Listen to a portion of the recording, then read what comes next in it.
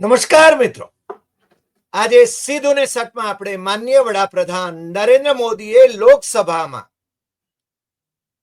રાષ્ટ્રપતિ દ્રૌપદી મુર્મુ નું જે અભિભાષણ હતું એના પર આભાર પ્રદર્શનનો જે એની ચર્ચામાં ભાગ લીધો અને એનો ઉત્તર વાળ્યો જે બધા સત્તા પક્ષ અને વિપક્ષના નેતાઓએ, સાંસદોએ જે કંઈ ચર્ચા કરી એના સંદર્ભમાં અમને old wine in a new bottle જેવું લાગ્યું. આમ તો ન્યૂ બોટલ પણ નહીં, નરેન્દ્ર મોદીની ઘીસી પીટી કેસેટ, એની એ જ વાતો, અમે આ કર્યું, અમે તે કર્યું, અમે ઢીંગણું કર્યું, અમે ફલાણું કર્યું, એની વાતો એ જ્યારે કરી રહ્યા હતા અને પોતાની સરકારની ઉપલબ્ધિઓ માનનીય રાષ્ટ્રપતિજીએ પોતાના અભિભાષણમાં રજૂ કરી એ બદલ આભાર માની રહ્યા હતા, ત્યારે આપણા દર્શકોને મારે એ વાત તો ફરીને યાદ દેવડાવવી પડે કે આ જે રાષ્ટ્રપતિનું અભિભાષણ હોય છે એ કેન્દ્ર સરકાર લખીને આપે છે. એટલે કે મોદી સરકારે પોતાના ઢોલ પીટવા માટે, અથવા તો અગાઉની ધારો કે મનમોહનસિંહની સરકાર હોય તો એમણે પોતાની ઉપલબ્ધિઓના ઢોલ પીટવા માટે જે લખીને આપેલું હોય ભાષણ, એ જ ભાષણ એ વખતે પ્રણવદાએ કર્યું હતું જ્યારે રાષ્ટ્રપતિ હતા, અને નરેન્દ્ર મોદી જ્યારે વડાપ્રધાન થયા ત્યારે પ્રણવદા રાષ્ટ્રપતિ પદે તો હતા જ, અને એમણે પણ નરેન્દ્ર મોદીની સરકારે જે લખી આપ્યું હતું એ ભાષણ કર્યું હતું. દ્રૌપદી મુર્મુએ જે ભાષણ કર્યું એ ભાષણ એ નરેન્દ્ર મોદીની સરકારે જે પોતાના ઢોલ પીટવા માટે, પોતાની ઉપલબ્ધિઓ બતાવવા માટે જે કંઈ કર્યું એ એને લખીને આપ્યું હતું, એ દ્રૌપદી મુર્મુજીએ વાંચ્યું. આ હું જ્યારે કહું છું ત્યારે માનનીય રાષ્ટ્રપતિ પ્રત્યે કોઈ અનાદર અમે કરતા નથી, કારણ કે આ વ્યવસ્થાનો ભાગ છે. આજે માનનીય વડાપ્રધાન ઉત્તર આપશે એવું આપણે ગઈકાલે કહ્યું જ હતું, કારણ કે આવતીકાલે એમણે કુંભ મેળામાં જવાનું છે અને ત્રિવેણી સંગમ પર પ્રયાગરાજમાં એમણે ડૂબકી લગાવવાની છે, અને આખો દિવસ ટીવી ચેનલો ઉપર એમનો પ્રચાર ચાલશે, જ્યારે દિલ્હીમાં મતદારો એ મતદાન કરતા હશે. કારણ કે દિલ્હી વિધાનસભાની ચૂંટણી આવતીકાલે છે અને નરેન્દ્ર મોદી હંમેશા આ ગોઠવી જ લે છે. તમને ખ્યાલ છે કે ગઈ વખતે જ્યારે લોકસભાની ચૂંટણીનો છેલ્લો તબક્કો હતો ત્યારે એ વિવેકાનંદ રોક પર, સ્વામી વિવેકાનંદ રોક પર, એટલે કે કન્યાકુમારી પર જે અનેક કેમેરાઓની વચ્ચે એ છે ને સાધના કરી રહ્યા હતા. હકીકતમાં આ બધું યોજનાબદ્ધ રીતે થાય છે, એ તમારે સમજવું જોઈએ. અમે આજે બરાબર લોકસભામાં જે ભાષણો ચાલી રહ્યા હતા, માનનીય રાષ્ટ્રપતિજીના અભિભાષણ ઉપર જે ચર્ચા ચાલી રહી હતી, એમાં અમે જ્યારે લોકસભા ટીવીની ચેનલ ખોલી ત્યારે આપણા બનાસકાંઠાના સાંસદ, કોંગ્રેસી સાંસદ ગેનીબેન ઠાકોર એ પોતાનું ભાષણ હિન્દીમાં વાંચી રહ્યા હતા. જો હિન્દીમાં એમને તકલીફ પડી રહી હતી, વાંચવામાં ઘણા શબ્દો ખાઈ ગયા હતા. આમ તો એ રાજસ્થાનની એક યુનિવર્સિટીમાંથી એમણે કદાચ કોરસ્પોન્ડન્સ કોર્સમાં BA કરેલું છે, પણ હિન્દી એમને બોલતા ફાવતું નથી, વાંચતા ફાવતું નથી, તો એ ગુજરાતીમાં કેમ નથી ભાષણ કરતા લોકસભાની અંદર, એનો જ પ્રશ્ન થાય છે. હું માનું છું કે ગેનીબેને લોકસભામાં ગુજરાતીમાં ભાષણ કરવું જોઈએ, કારણ કે દેશની 22 જે ભાષાઓ છે, સત્તાવાર ભાષાઓ, આ દેશમાં કોઈ રાષ્ટ્રભાષા તો છે જ નહીં.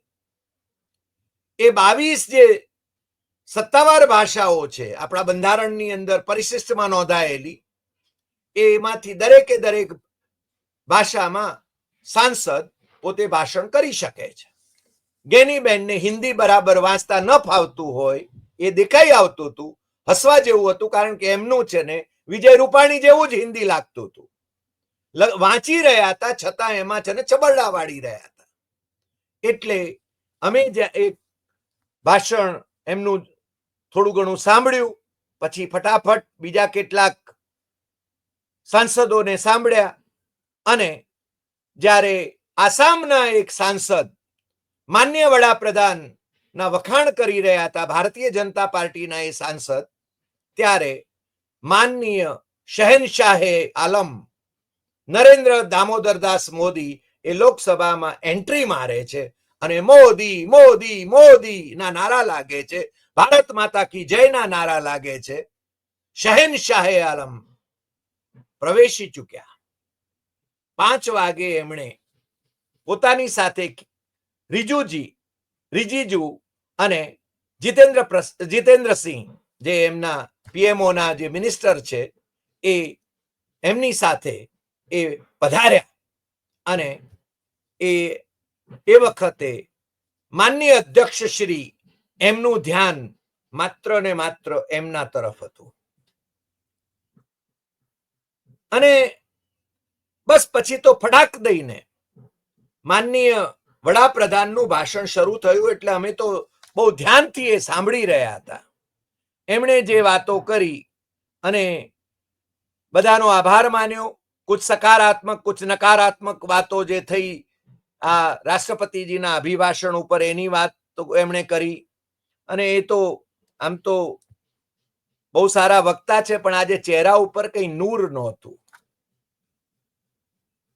એમનો ચહેરો પડી ગયેલો લાગતો હતો. વચ્ચે એકાદ બે વખત છેલ્લે જ્યારે એ છે ને વિપક્ષ પર, અને ખાસ કરીને એસસી અને એસટી ના, એમ કે કોઈ એક સમયે 3 એક જ પરિવારના 3 સાંસદો તમે હોય એવો પ્રશ્ન મારો છે, એનો જવાબ આપો. બધાનો એમનો સંકેત બહુ સ્પષ્ટ હતો ને બધા સમજી શકે એમ હતા કે સોનિયા ગાંધી, રાહુલ ગાંધી અને પ્રિયંકા ગાંધી, એમના તરફ જ એમનું છે ને એ તીર તકાયેલું હતું. એમણે એમની ઉપલબ્ધિઓ ગણાવી. 2014 પહેલા શું હતું અને 2014 પછી એમણે શું કીર્તિમાનો સ્થાપિત કર્યા, એની વાતો કરી. પણ એમની વાતોમાં અમને જરાય આમ પેલું કે ને નીરસ આખી વાતો લાગતી હતી.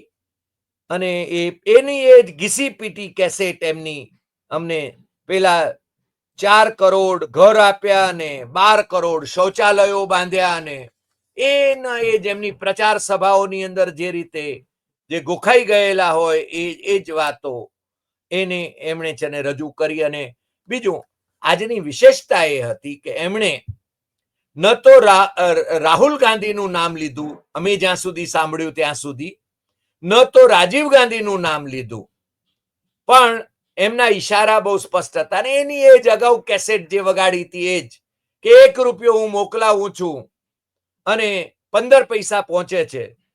पीएम हो गए, मिस्टर क्लीन कहने की फैशन हो गई थी, 1 रुपया भेजता हूं और 15 पैसे पहुंचते. राजीव गांधीए एक बार છે બહુ પ્રામાણિકપણે કહ્યું હતું.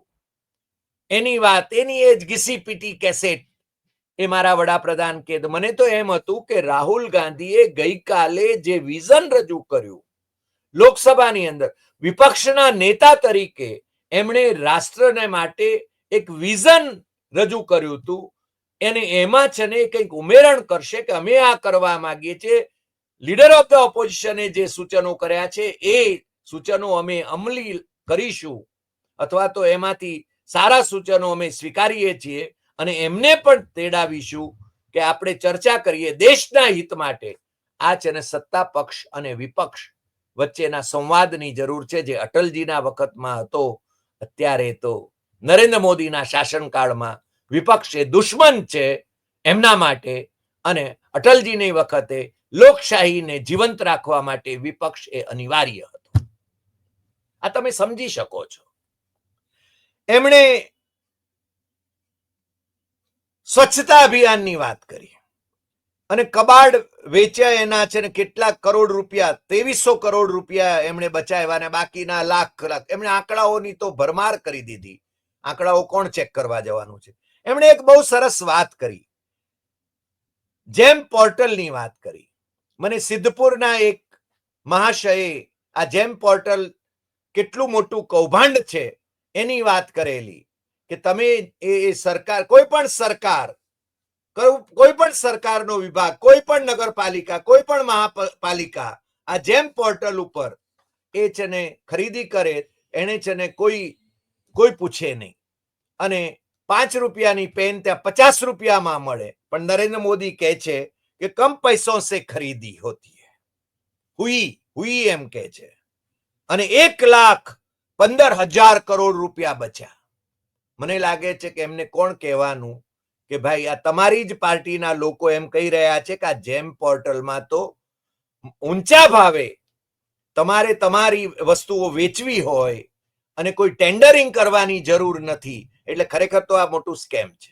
એમનો પારદર્શક વહીવટ તો પીએમ કેર ફંડ ને પારદર્શકમાં લાવી દે ને ભાઈ, કેમ નથી લાવતા? પણ એ પોતાના ઢોલ પીટવા માટે એમણે ઘણી બધી વાતો કરી, કિસાનો ની વાતો કરી, એમના ઉપર એમણે જે ઉપકાર કર્યા એની વાતો કરી. આવતીકાલે દિલ્હીમાં ચૂંટણી છે ત્યારે એમણે શીશમહલની પણ વાત કરી, કેજરીવાલના શીશમહલની વાત કરી, જે 49 કરોડ રૂપિયાને ખર્ચે કેજરીવાલે જે શીશમહલ બાંધ્યો એની, અથવા તો એને સુધારણા કરી, રિપેરિંગ કર્યું. અને ભારતીય જનતા પાર્ટી વાળાઓએ ગપ્પા પણ ચલાવ્યા કે એમાં સોનાના પેલા સંડાસની અંદર સોનાના પેલા હતા બધા સાધનો, અને એ લઈ ગયા કોઈ એમ. પણ નરેન્દ્ર મોદી એ ભૂલી જાય છે કે 2700 કરોડના પીએમ આવાસમાં રહે છે, 12 એકરમાં 5 બંગલામાં રહે છે, અને ઉપરથી બીજો 500 કરોડનો બંગલો, એ પીએમ બંગલો, પીએમ હાઉસ એ બાંધી રહ્યા છે. એ ભાઈ ભૂલી જાય છે નહીં, યાદ છે, પણ માત્ર વાર કરવો છે કેજરીવાલ ઉપર. અમને કેજરીવાલ માટે કઈ બહુ માન નથી, પરંતુ જ્યારે વાત કેવી પડે ત્યારે તો સાચી વાત કેવી પડશે. એમણે પેલી ગરીબી હટાવોની વાતો કરીને, ગેમિંગ કેપિટલ ભારતને બનાવવાનું છે એની વાતો કરી, ન્યુક્લિયર બધા જે ખોલી નાખ્યા. એમણે સેમી કંડક્ટરની પણ વાત કરી, જે અમેરિકાથી આપણે છે ને જૂના પુરાણા જે આપણે લઈ આવીએ છીએ, ઇમ્પોર્ટ કરીએ છીએ, એની વાતો કરી. અને રાહુલ ગાંધીએ જે કહ્યું હતું એ જે આપણે છે ને ફોનની વાત, એના જવાબો તો એમની પાસે કદાચ નહોતા, કારણ કે બધા ચાઇનાથી આપણે એના છે ને પાર્ટ્સ ઇમ્પોર્ટ કરીએ છીએ. ભારતમાં ઉત્પાદન તો મોબાઈલના થતા નથી, પણ અસેમ્બલ થાય છે. એ વાત આપણે. બીજું કે એમણે કેટલીક પાર્ટીઓ યુવાઓ કે સાથ ધોખા કર રહી હૈ, અને મને લાગે છે કે વિપક્ષમાંથી વચ્ચે એમને ટોકાટોકી થતી હતી ત્યારે સ્પીકર એમ એક જ વાક્ય બોલતા હતા, બિચારા તો ન કહેવાય સ્પીકરને, માનનીય સ્પીકર, કે गरिमा बनाए रखें, गृह की प्रतिष्ठा बनाए रखें. સમજે? એ બિચારા મારાથી કેમ કહેવાય જાય છે, પણ એમની અવસ્થા છે ને સુડી વચ્ચે સોપારી જેવી છે, એટલે એમ કહું છું. એમણે હરિયાણાની વાતો કરી, હરિયાણાના વિજયની વાતો કરી, મહારાષ્ટ્રના વિજયની વાતો કરી. હવે મહારાષ્ટ્રમાં કઈ રીતે એમણે સરકાર બનાવી છે ભ્રષ્ટાચારીઓને સાથે લઈને. એમણે જ પોતે કહેલું કે 17,000 કરોડ કા घोटाला करने वाले અજીત દાદા પવારની વાત કરતા હતા એ ભોપાલની પેલી સભામાં. અને પછી એને છોડેંગે નહીં, 3-4 દિવસમાં જ એમને જેને ડેપ્યુટી સીએમ બનાવી દીધેલા એમની સરકારમાં. એટલે એ પાછા કહે છે કે હમ સંવિધાન કો જીતે હૈ. સંવિધાન, કારણ કે રાહુલ ગાંધી સંવિધાન જેબ में डाल के घूमते हैं એવો એમનો ઈશારો હતો. રાહુલ ગાંધીનું નામ લેવામાં ભાઈને તકલીફ થઈ રહી હતી, મેં જ્યાં સુધી સાંભળ્યું ત્યાં સુધી. हम जहर की राजनीति नहीं करते, तो शनि राजनीति करे भाई? તમે પ્રેમની રાજનીતિ કરો છો? સંવિધાન કે लिए जीने वाले यहां बैठे हैं, એટલે એમની પાછળ જે એનડીએ ના. અને બીજું, એમણે ભારતીય જનતા પાર્ટીની સરકાર નહીં કહી, એમણે છે ને એનડીએની સરકાર કહેવાનું પસંદ કર્યું. હમ સંવિધાન કો સચ મેં જીતે હૈ.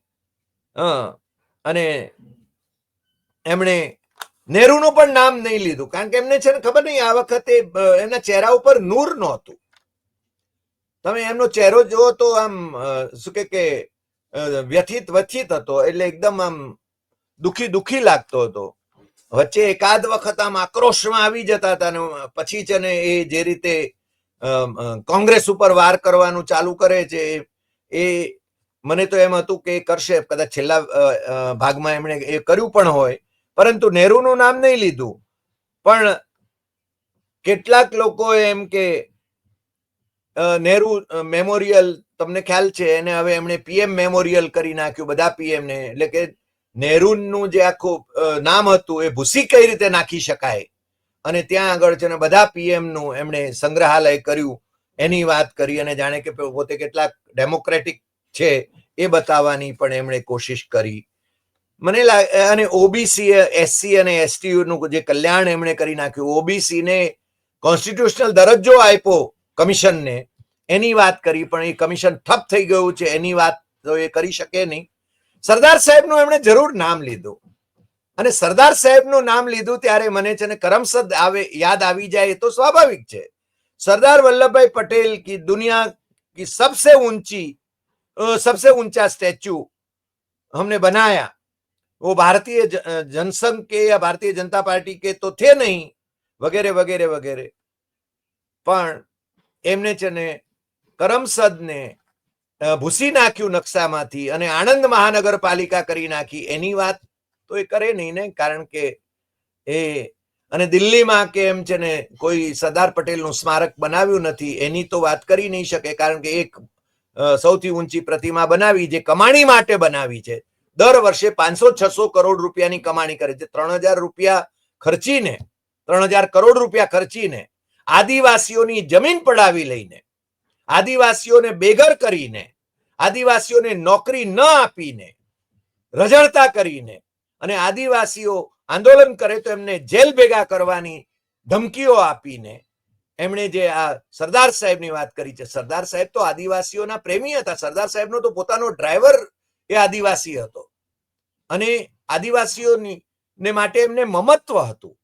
પણ ભાઈશ્રીને સરદાર સાહેબને નામે જે પ્રતિમા ઊભી કરી, એ પ્રતિમા એની એટલી વાત કરે છે ને પછી તરત જ પાછા, कुछ लोग अर्बन नक्सल की भाषा बोलते हैं, खुलेआम बोलते हैं, इंडियन स्टेट के सामने मोर्चा लेने की बात करते हैं. એટલે રાહુલ ગાંધી એ પેલો જે સ્ટેટની સામે પણ લડવું પડશે, કારણ કે બધી જ કોન્સ્ટિટ્યુશનલ બોડીઝ ઉપર આમણે કબજો જમાવ્યો છે, અને એ જે વાત કરેલી, પણ એની પહેલા જે એને કહ્યું હતું એના સંદર્ભો જે હતા એ વાત તો છે ને એ ચૂકી જાય છે. જમ્મુ કાશ્મીરનો ઘીસીપીટી કેસેટ તો આવે જ, પણ ભાઈશ્રી એમ નથી કહેતા કે 370ની કલમ, એ અનુચ્છેદ, એ સરદાર સાહેબે એ વખતની જે ડિમાન્ડ હતી, એ વખતની જે જરૂરિયાત હતી, એને માટે સરદાર સાહેબે દાખલ કરી હતી. એ અને અમિત શાહ બંને હંમેશા છે ને આ ગપગોળા ચલાવે છે કે સરદાર સાહેબનું સ્વપ્ન અમે પૂરું કર્યું એ કાઢી નાખીને.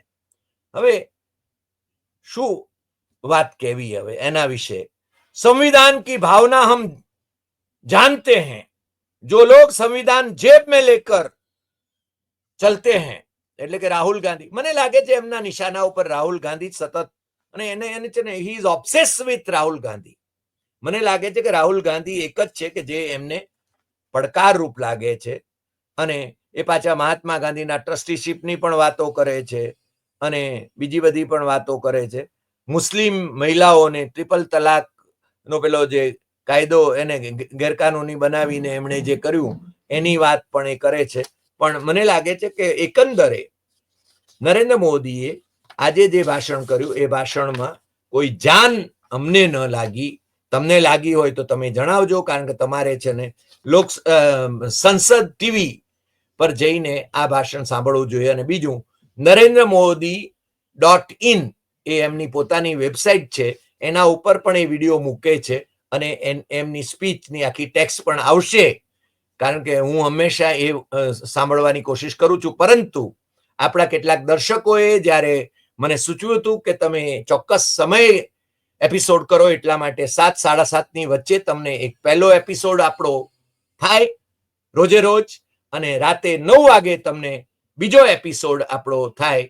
એને માટે મેં સમય જાળવવા માટે પ્રાઇમ મિનિસ્ટરની આ સ્પીચ હતી એ જ્યાં સુધી એકાદ કલાક કરતા પણ વધારે સમય માટે એ સાંભળી, અને હું ખરેખર વડાપ્રધાનની આ વાતથી થોડોક નિરાશ પણ થયો છું. અને તમને ખબર છે કે રાહુલ ગાંધીએ ગઈકાલે સંસદમાં કહ્યું હતું કે જયશંકરને એમણે ત્યાં આગળ ટ્રમ્પભાઈનું નિમંત્રણ મેળવવા માટે મોકલાવ્યા હતા, અને એના વિશે હોબાળો પણ મચ્યો તો લોકસભાની અંદર. પણ પછી કાલે જ પાછા એવા સમાચાર વહેતા કરવામાં આવ્યા કે 12મી ફેબ્રુઆરીએ એ ટ્રમ્પ સાથેની એમની મંત્રણાઓ યોજવાની છે. પણ હજુ મેં આજે જે અખબારો જોયા, વ્હાઇટ હાઉસની જે વેબસાઇટ જોઈ અને ત્યાંના અખબારો જોયા, તો મને છે ને એ 12મી ફેબ્રુઆરીએ ટ્રમ્પ અને એમની મુલાકાત છે કે નહીં એના વિશે બહુ સ્પષ્ટ સંકેતો એમાં જોવા ન મળ્યા. કદાચ હું ચૂક્યો પણ હોઉં, પણ હું એમ માનું છું કે ટ્રમ્પ અને મોદી એ મળવા જોઈએ. ભારત અને અમેરિકા વચ્ચેના સંબંધો એ સારા રહેવા જોઈએ. અને આજે ડોક્ટર સુબ્રમણ્ય સ્વામીએ એના સંદર્ભમાં જ એક જે ટ્વીટ કર્યું છે, એનાથી આપણે આજનો આ એપિસોડ પૂરો કરીએ. અને મને લાગે છે કે સ્વામીએ જે કહ્યું છે એ આમ તો બહુ ચોંકાવનારું છે, પણ મેં એનો સ્ક્રીનશોટ લઈ રાખ્યો હતો, કારણ કે ટાઈમ્સ ઓફ ઇન્ડિયાએ આજે સમાચાર આપ્યા છે કે PM Narendra Modi set to pay 2-day visit to US beginning February 12 for talks with Donald Trump. અને એમાં છે ને ડોનાલ્ડ ટ્રમ્પ ઉપરથી એમનો હાથ પકડી રહ્યા હોય એવું. Donald Trump wants to dictate him, એ બહુ સ્પષ્ટ છે. અને શી જિનપિંગ પણ એમને છે ને હગ નથી કરતા, એ તમે જાણો છો. ડોનાલ્ડ ટ્રમ્પને બાજી પડે છે, પણ હવેનો ડોનાલ્ડ ટ્રમ્પ એ જુદા સ્વરૂપના હશે એવું આપણે માનીએ છીએ. સુબ્રમણ્યમ સ્વામીનું જે ટ્વીટ છે એ એમ કહે છે, let us see how much he surrenders to Trump. એટલે કે આપણે જોઈએ હવે કે ટ્રમ્પને સમક્ષ કેવી શરણાગતિ સ્વીકારે છે Modi. He has already surrendered to China on Ladakh area. એમણે ચીન સામે તો શરણાગતિ સ્વીકારી લીધી છે લડાખના મુદ્દે. Modi's international surrender is now a world record. મોદીનો આંતરરાષ્ટ્રીય શરણાગતિ, આંતરરાષ્ટ્રીય સ્તરની શરણાગતિ એ હવે વર્લ્ડ રેકોર્ડ છે. આ ડોક્ટર સુબ્રમણ્યમ સ્વામી, જેના જે વિશ્વ વિખ્યાત ઇકોનોમિસ્ટ છે, ભારતીય જનતા પાર્ટીના નેતા છે, અને એમને પક્ષમાંથી કાઢી મૂકવાની નરેન્દ્ર મોદીમાં કે અમિત શાહમાં કોઈ હિંમત નથી. આજે આટલી વાત. ફરી મળીશું નવા એપિસોડમાં નવા વિષય સાથે. તમારી ટિપ્પણની હું અપેક્ષા કરું છું. તમે નરેન્દ્ર મોદીનું ભાષણ જોશો, કદાચ મારી સાથે સંમત થાવ, કદાચ ન પણ થાવ, તો પણ તમે તમારા પ્રતિભાવો જરૂર લખજો. હું પ્રતિભાવો વાંચું છું અને કેટલાકને જવાબ પણ આપું છું. એટલે આપને વિનંતી કરું છું. અને સાથે જ આપણી યુટ્યુબ ચેનલ ડોક્ટર હરિદેસાઈ સત્યમેવમ તથ્યમ એ સબસ્ક્રાઇબ કરવા માટે મિત્રોને જરૂર કહેશો.